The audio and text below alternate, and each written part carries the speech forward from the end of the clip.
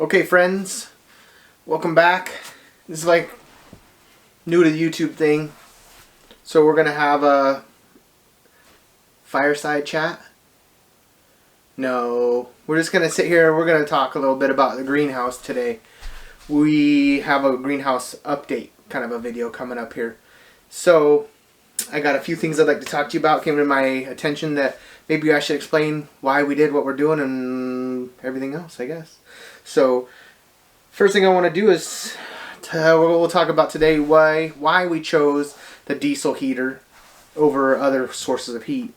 My first thought was to get one of those big round kerosene heaters that uses like a wick and it just kind of glows and all that stuff. And I did buy one. I honestly wasted my money. It is puts out 28,000 BTUs, which is a lot of BTUs, but it only has a 2-gallon tank, and that 2-gallon tank of kerosene is one, very expensive, more so than diesel, and two, that 2-gallon tank wouldn't even make it a full night and keep the greenhouse warm for a full night. So it wasn't a viable option for us. So kerosene was a no-go. That heater was a no-go. Diesel's a little bit cheaper, a little bit more affordable, and this other little diesel heater is got a 5-liter tank, which is 1.3 gallons, and that 1.3 gallons is will last the night at 1.3 gallons. We did test it the other night, and it was very cold. It was sub 30 degrees. I just wanted to test it. I actually didn't have a full 5 liters in it, and I ran it warmer than it should be, and it did keep the greenhouse warm enough, but it did use up its full oil supply or diesel supply over the night. It worked great, but it did run out. So we've come to the conclusion that we need to, one, insulate the greenhouse because it's not insulated at all. So I have some foam insulation, like foam boards about 1 inch thick, that we're going to insulate around the bottom portion.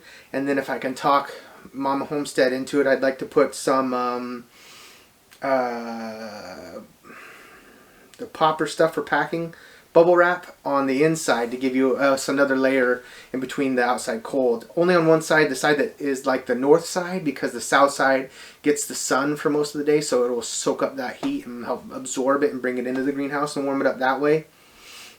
So bubble wrap and the foam board to insulate it, it's going to help out a ton. The easiest thing to do would have been to run an electric heater in there. However, you can't just run an electric heater in there. You have to think about things. And so our greenhouse is kind of far away from the house. It takes a big fat extension cord, and I have it plugged into a 110 power source. The 110 power source has only got a 15 amp breaker. It's just like your regular plug-ins. It's nothing heavy duty or big. So you can plug I think a 1500 watt heater into that plug, and it would probably be fine. But you can't go much bigger than on a 15 amp breaker. 1500 watt heater, one 1500 watt heater is not going to keep that greenhouse warm enough to keep vegetables from dying, frostbite, or whatever you want to call it. So you got to be careful there too.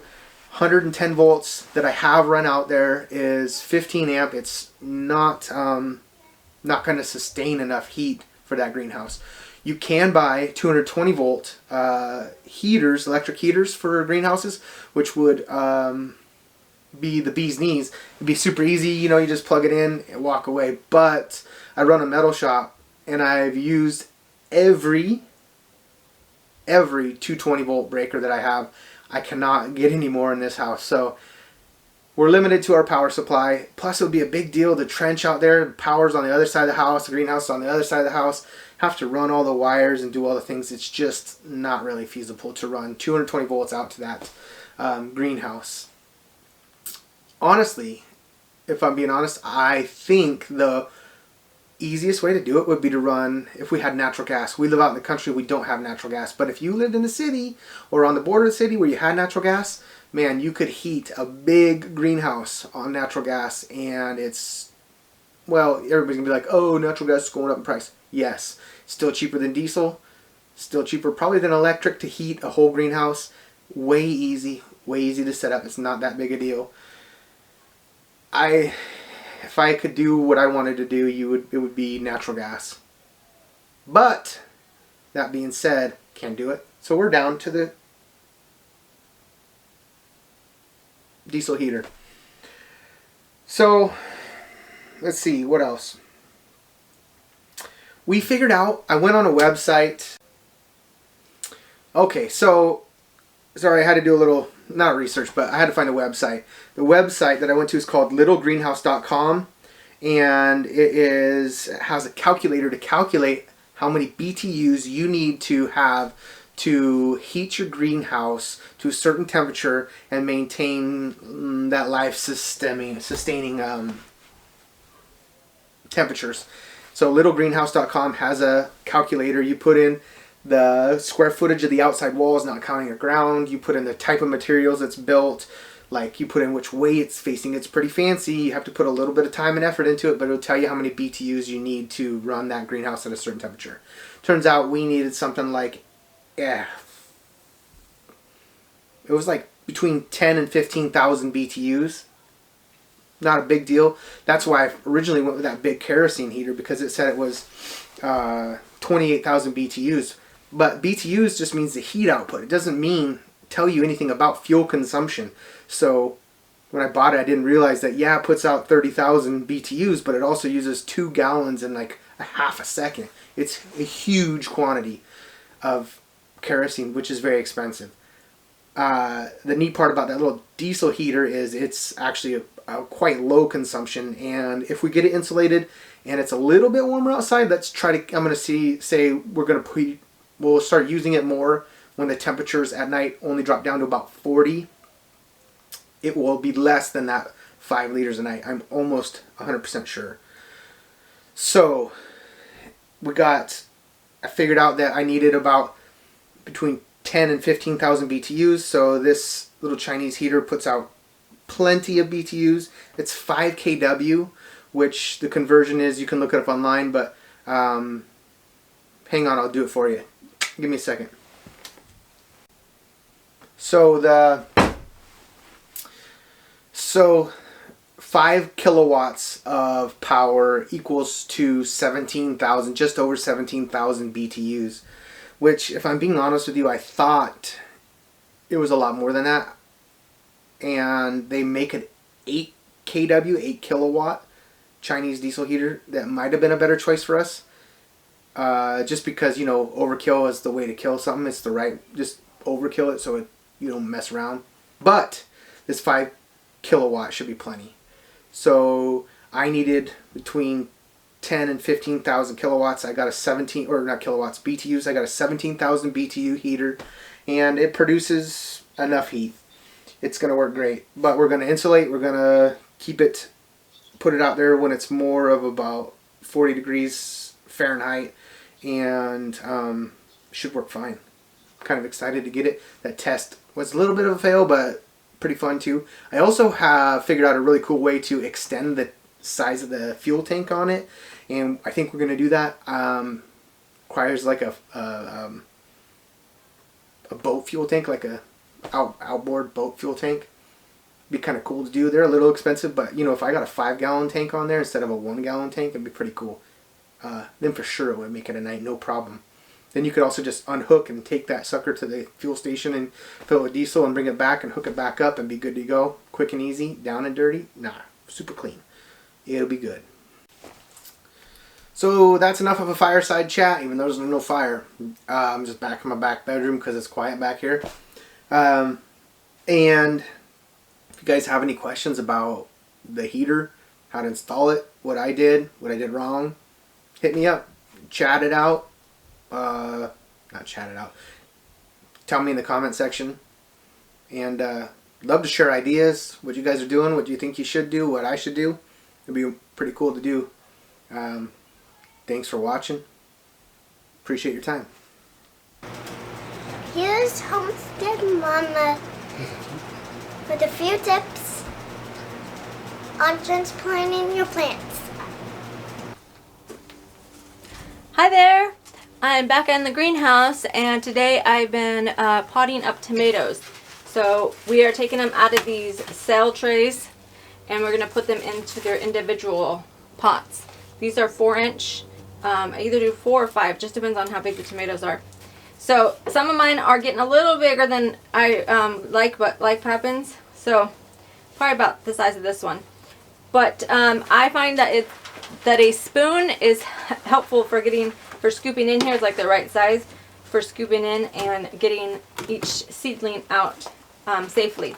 So what you do is, these have already been, I think they fell off, or I may have already prepped them to take them off. But there are 2 lower leaves here, the first ones that pop up, and I took those off, and then I just get my spoon in there and then kind of squeeze the bottom of this cell, and it comes right up. And then this is a really nice root system this one has, and that's what you want to see. You do not want to handle the main stem, because if you pinch it too hard, the plant is dead. So you want to handle it like this, or you want to hold on to one of the stems up here. Plant tomatoes, with tomatoes you want to make sure and plant them deeper than they were, because these little, you'll see little fuzzies right here, those all become roots. And you want a really good root system for your tomatoes.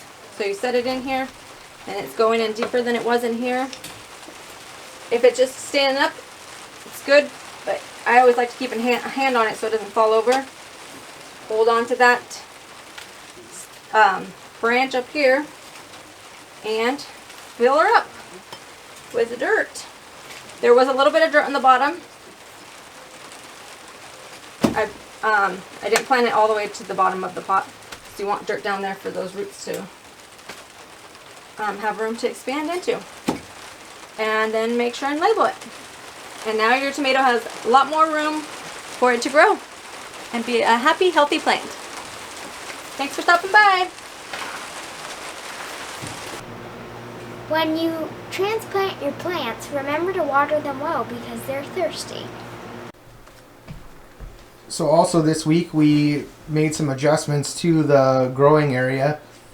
We spaced out the tray or the shelves a little more, got the lights set up and all good to go. Heat mats and all that stuff. So our little grow area is working out pretty good. Yeah, it's looking great. Thanks everybody for coming along.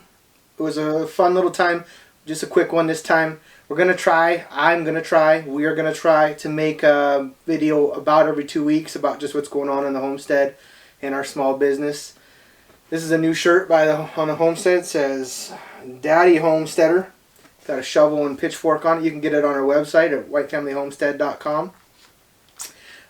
Check us out. It'll be a good time. And please like, comment, share, and have fun. Thank you. Y'all gotta go home now. Don't forget to subscribe and hit the bell. Hit the bell! So you get notifications about our all new videos.